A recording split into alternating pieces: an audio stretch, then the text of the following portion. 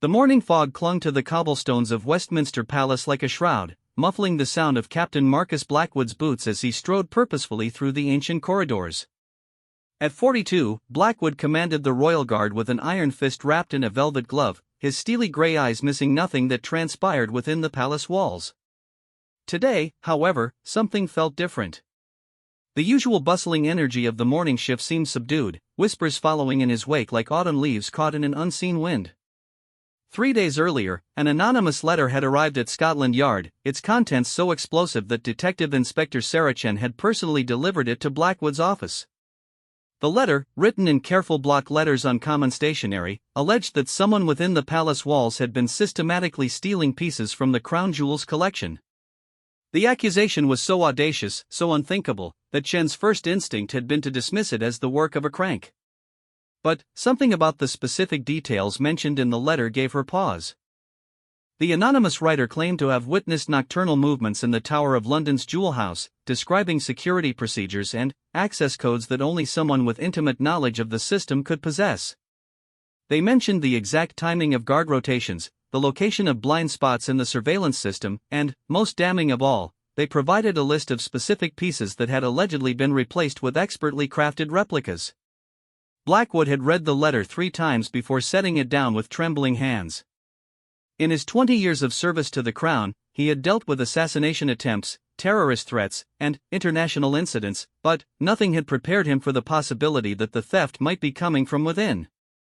The very foundations of trust upon which the Royal Guard operated seemed to crack beneath the weight of these allegations.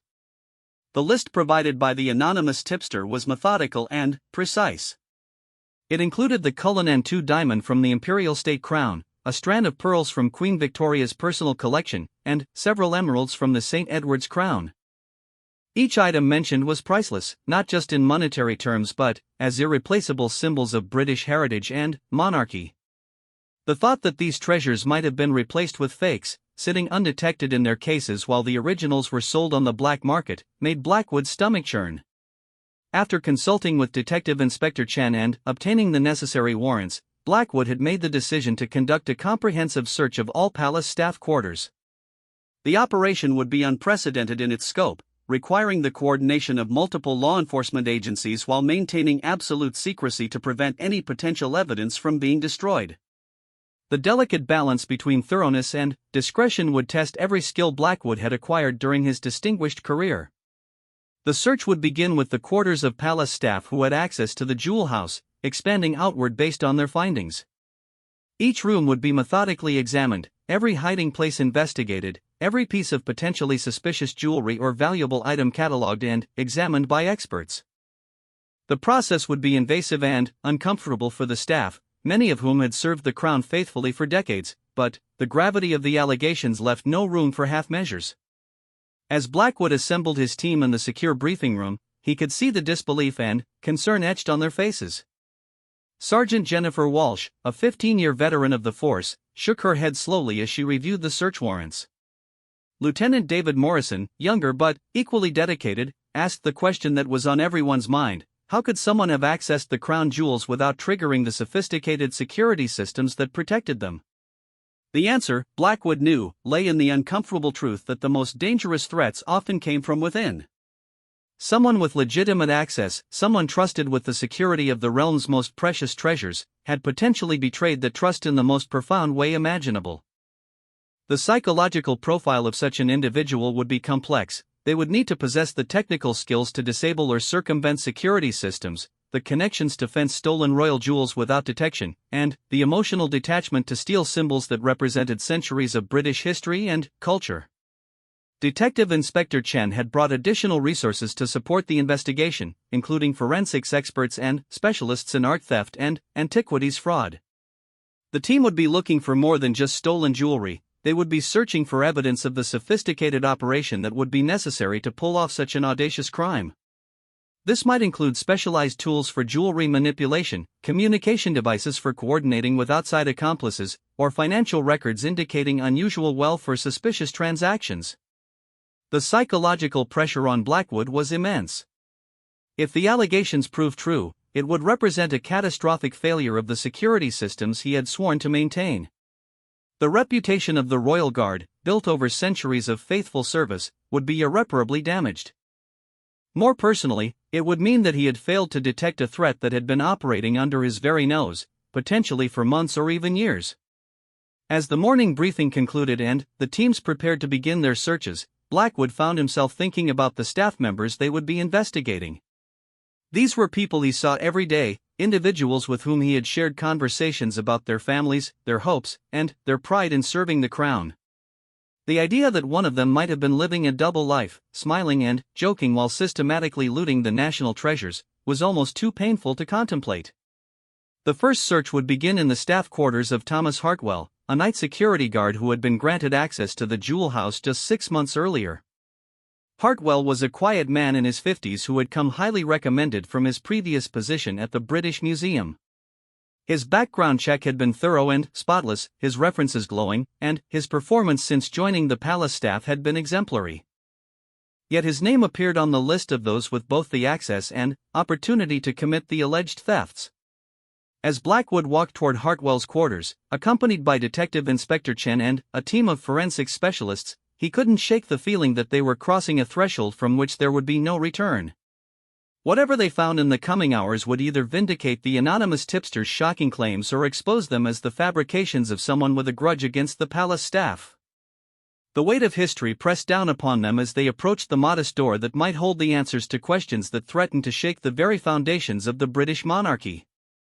Behind the door lay either the truth of an unprecedented betrayal or the first step toward clearing the name of an innocent man caught in the web of someone else's malicious accusations. The morning fog was beginning to lift, but, for Captain Marcus Blackwood, the day ahead promised to be shrouded in uncertainty and shadows that might prove far more difficult to dispel than the London weather. The knock on Thomas Hartwell's door came at precisely 7:30 in the morning, interrupting his usual routine of reading the morning papers with his cup of Earl Grey tea. Through the small window of his staff quarters, he could see Captain Blackwood standing in the corridor, flanked by several individuals he didn't recognize. The serious expressions on their faces immediately told him that this was no routine inspection or friendly visit. Hartwell opened the door with the measured composure that had served him well during his decades of security work. At 54, he had seen enough unexpected situations to know that panic and protest would only make matters worse. He invited the officials into his modest but meticulously organized living space, noting the way their eyes immediately began cataloging every visible item in the room.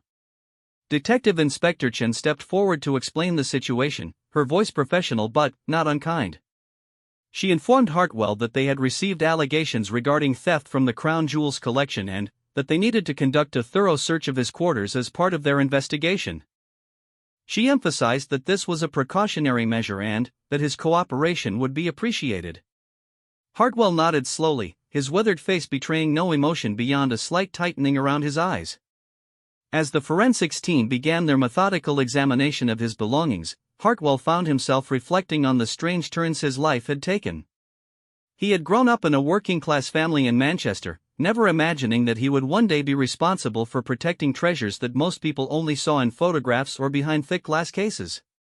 His path to the palace had been unconventional: military service, private security, museum work, and, finally, this position that had seemed like the culmination of his career. The investigators worked with practiced efficiency, photographing everything before moving it, checking inside books, examining the contents of drawers, and testing surfaces for fingerprints or other trace evidence.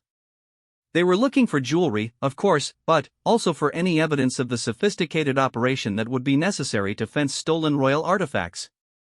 This might include contact information for black market dealers, unusual amounts of cash, or communication devices that weren't registered to Hartwell. In the small kitchen area, Sergeant Walsh discovered an envelope tucked behind the refrigerator, its presence so obvious once revealed that it seemed almost deliberately placed. Inside were several photographs of crown jewel pieces, detailed notes about security procedures, and what appeared to be sketches of the jewel house layout. The discovery sent a chill through the room, and Hartwell's face went pale as he realized how incriminating this evidence appeared. But, as Detective Inspector Chen examined the photographs more closely, something struck her as odd. The images were clearly professional photographs, the kind that might appear in a museum catalog or educational publication, not the covert surveillance photos that a thief might take. The notes about security procedures, while accurate, were written in a handwriting that didn't match the samples of Hartwell's writing that they had obtained from his employment records. Most puzzling of all, the sketches of the jewel house layout contained several glaring errors that someone with regular access would never make. Hartwell, meanwhile, maintained his composure even as his world seemed to be crumbling around him. He answered every question put to him with honesty and detail, explaining his daily routines, his responsibilities, and his interactions with other staff members. When asked about the envelope, he seemed genuinely puzzled, stating that he had never seen it before and had no idea how it had come to be in his quarters. His confusion seemed authentic, but the investigators had encountered skilled liars before. The search continued into Hartwell's bedroom, where the team discovered a loose floorboard that had been recently disturbed. Beneath it was a small metal box containing several pieces of jewelry that, at first glance, appeared to match descriptions of items from the Crown Jewels collection. The discovery was dramatic enough to warrant immediate expert examination, and Dr. Elizabeth Chambers, a gemologist from the British Museum, was summoned to provide preliminary authentication. As Dr. Chambers examined the jewelry under magnification, the room fell silent except for the sound of her breathing and the occasional click of her instruments. After what felt like an eternity, she looked up with a puzzled expression. The pieces were indeed valuable and well-crafted, but they were not from the Crown Jewels collection. They appeared to be high-quality reproductions, the kind that might be created for museum displays or educational purposes, but they lacked the specific characteristics and provenance marks that would identify them as the authentic royal artifacts. This discovery raised more questions than it answered. If these were replicas, why were they hidden in Hartwell's quarters? Were they practice pieces created by someone learning to forge royal jewelry, or were they decoys planted to implicate an innocent man? The complexity of the situation was growing by the hour, and what had seemed like a straightforward case of theft was revealing layers of deception that no one had anticipated. Captain Blackwood found himself studying Hartwell's face for any sign of guilt or relief, but the man's expression remained carefully neutral. Years of security work had taught Hartwell to control his reactions, but Blackwood's experience in reading people told him that there was something genuine about the man's bewilderment. The evidence was certainly damning, but something about the way it had been discovered felt orchestrated, as if they were following a script written by someone else. Detective Inspector Chin decided to expand the search to include Hartwell's work locker and any other spaces he might have access to within the palace. The team moved through the corridors with quiet efficiency, their presence noted by other staff members who whispered among themselves about the unprecedented nature of the investigation. Word was spreading quickly through the palace's informal communication network, creating an atmosphere of tension and suspicion that threatened to undermine the collegial relationships that kept the institution functioning smoothly.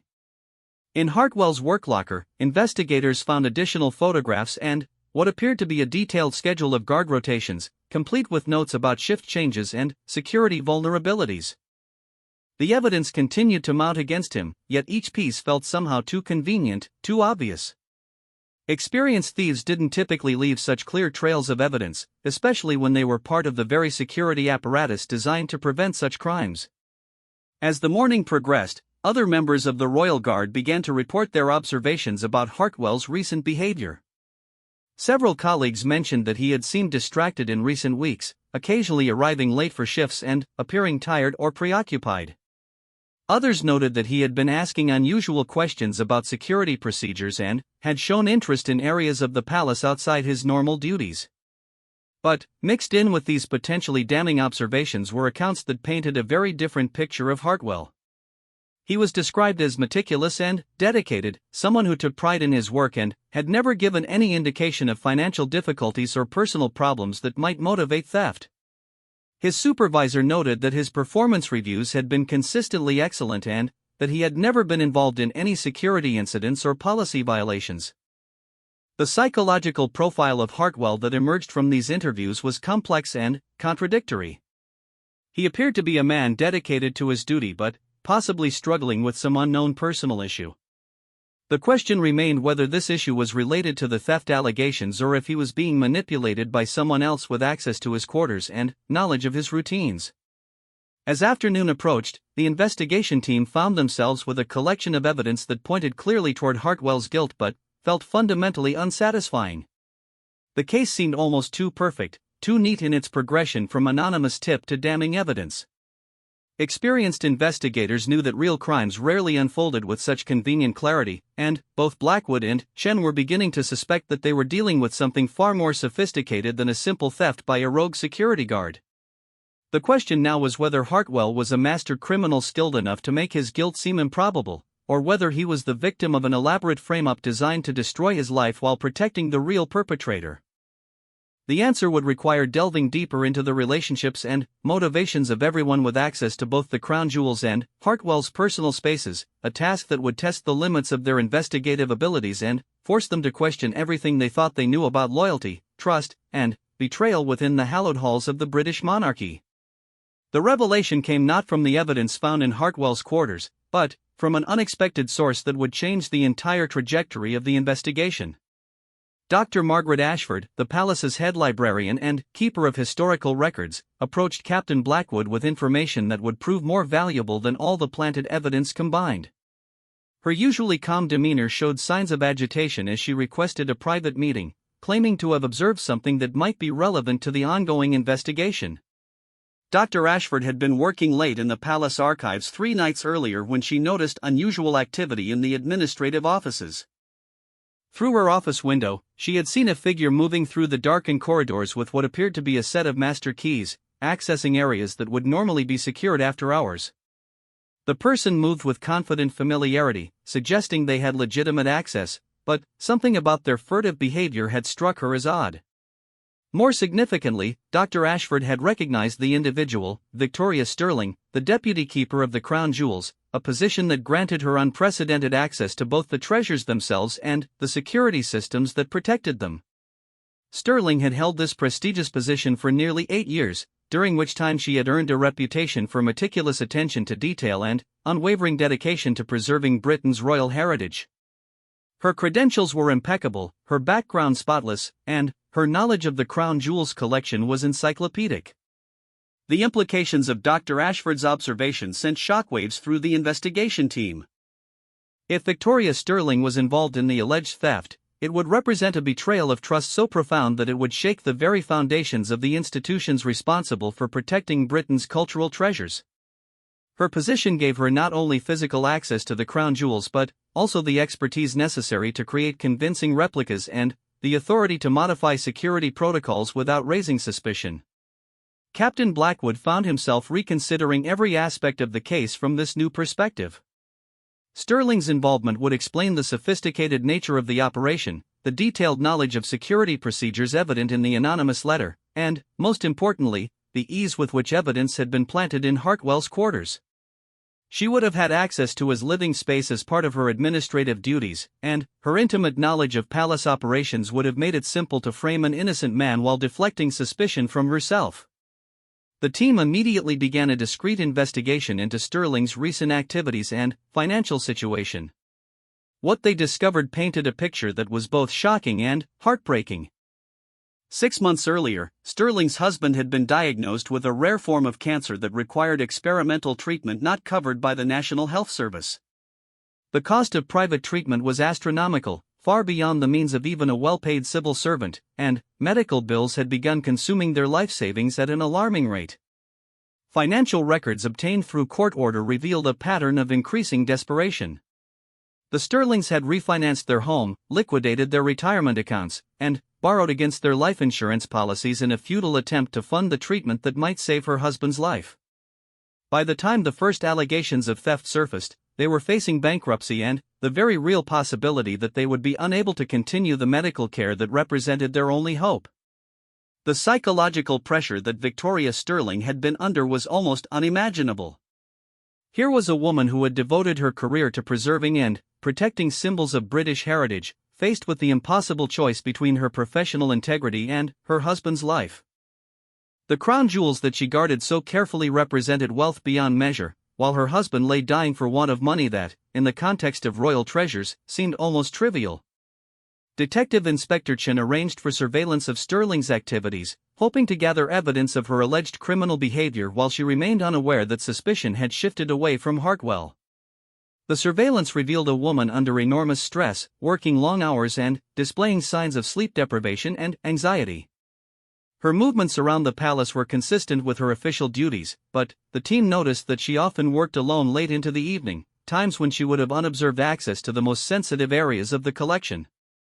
The breakthrough came when investigators discovered that Sterling had been in contact with Jonathan Blake, a London art dealer with a questionable reputation and known connections to the black market antiquities trade. Phone records showed a series of calls between Sterling and Blake over the past 4 months, conversations that had grown increasingly frequent as her husband's condition deteriorated and their financial situation became more desperate. Blake operated from a discreet gallery in Mayfair, ostensibly dealing in legitimate historical artifacts but suspected by authorities of facilitating transactions involving stolen or questionably obtained pieces. His client list included wealthy collectors who were more interested in acquiring rare items than in verifying their provenance, making him the perfect intermediary for someone looking to convert royal treasures into desperately needed cash. The investigation team now faced the delicate task of determining exactly which items from the Crown Jewels collection might have been compromised. This required bringing in additional experts who could examine the collection without arousing Sterling's suspicions, a complex logistical challenge given her role as deputy keeper. The examination would need to be conducted during regular maintenance periods when her presence would not seem unusual, while ensuring that any discoveries could be properly documented for potential prosecution. Dr. Patricia Wells, a renowned gemologist and historical jewelry expert, was quietly brought in to conduct the authentication process. Working under the cover of routine conservation work, she began a systematic examination of the pieces mentioned in the anonymous letter. Her findings were both disturbing and remarkable. Several items had indeed been replaced with extraordinarily sophisticated replicas that would have fooled all but the most expert examination. The quality of the forgeries was so high that they represented significant works of art in their own right. The unknown craftsperson who had created them possessed skills that few people in the world could match, suggesting that Sterling had somehow gained access to resources and expertise far beyond what her position would normally provide. This raised new questions about the scope of the operation and whether Sterling was working alone or as part of a larger network of individuals involved in high-end art and jewelry fraud. The emotional toll of the investigation was beginning to show on everyone involved.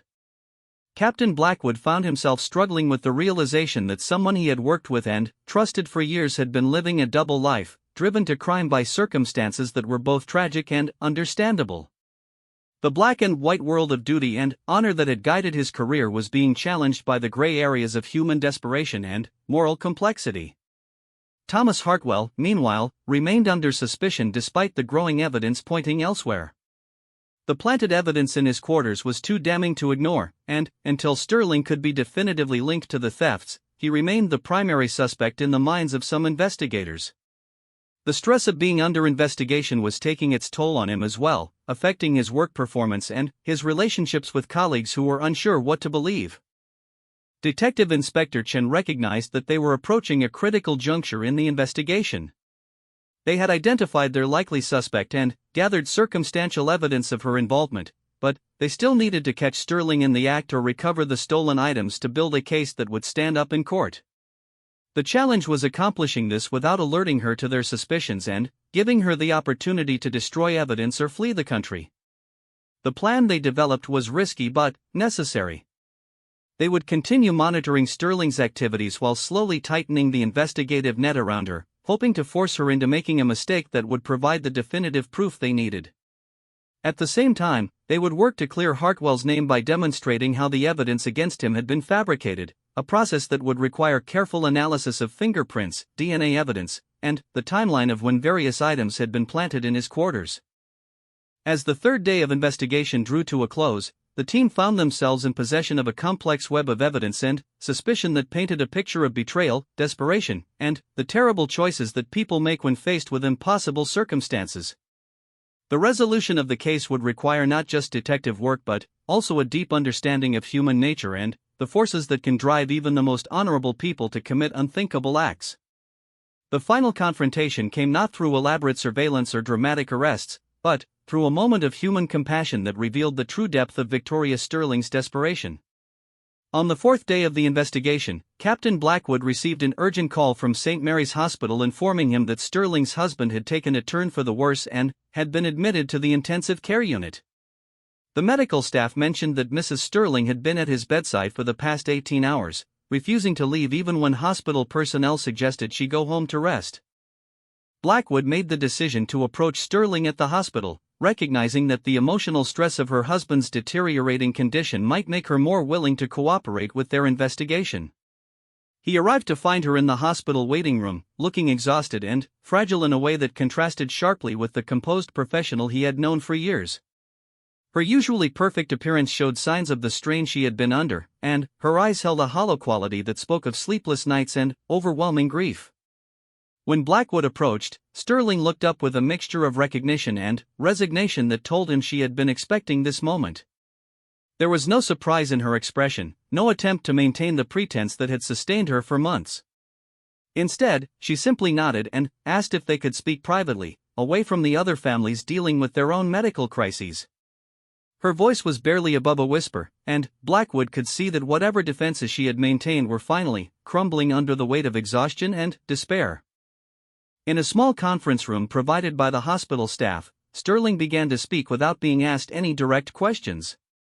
The words seemed to pour out of her as if she had been waiting for the opportunity to confess, to finally share the burden that had been consuming her for months.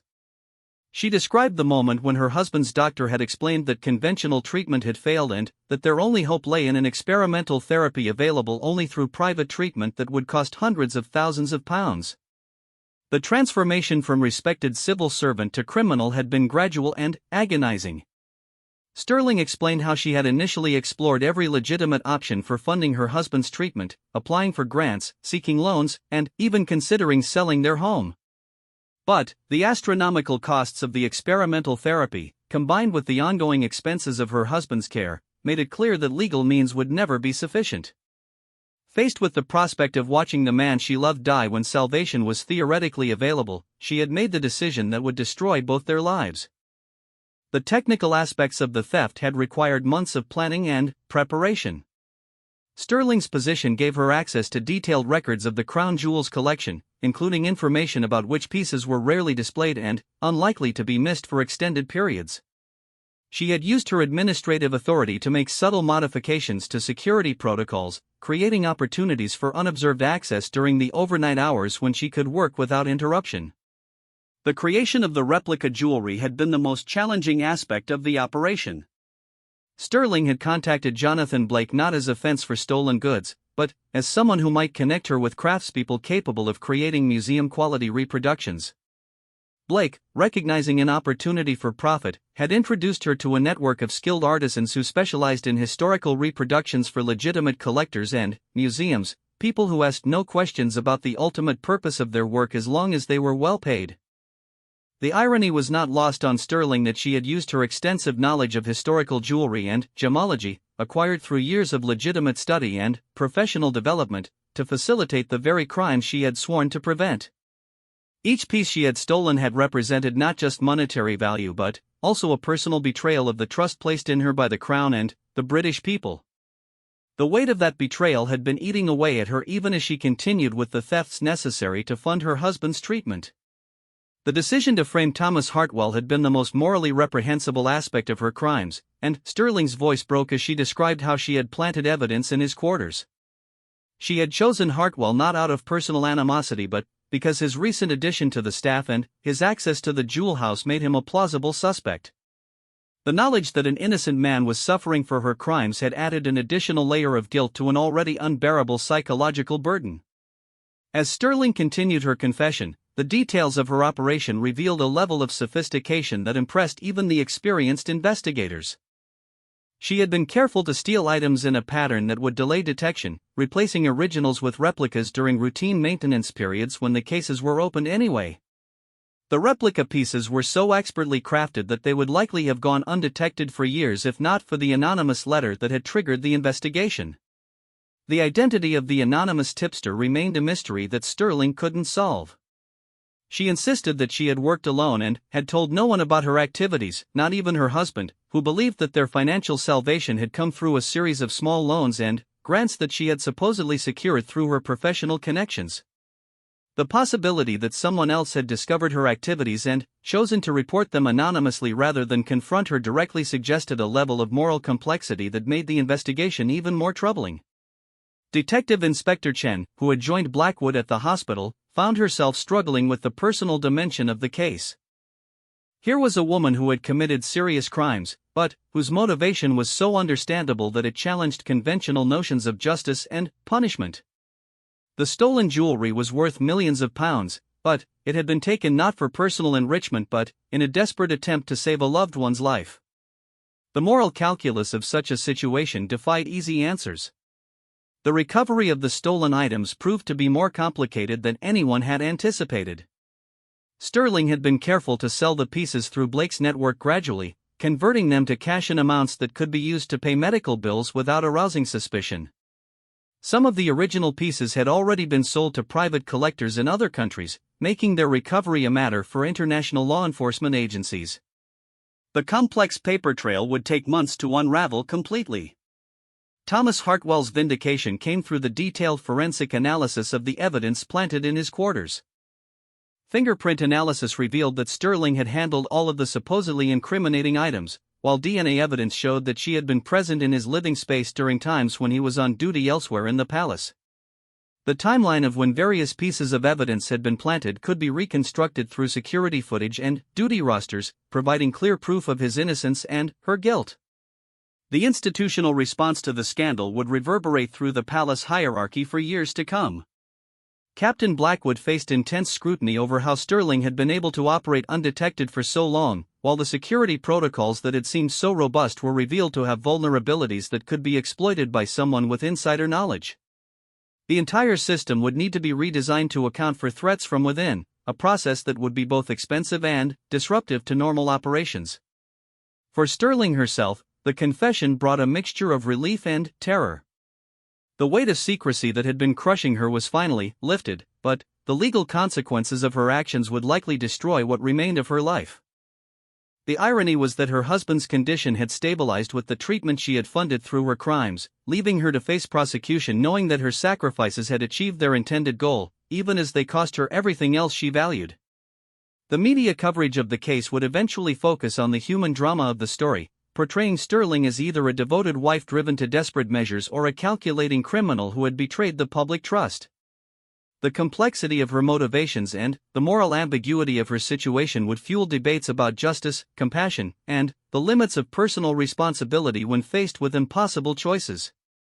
As the investigation concluded and the legal proceedings began, Captain Blackwood found himself forever changed by the experience. The clear-cut world of right and wrong that had guided his career had been replaced by a more nuanced understanding of human nature and the forces that could drive even the most principled people to commit acts they never thought possible.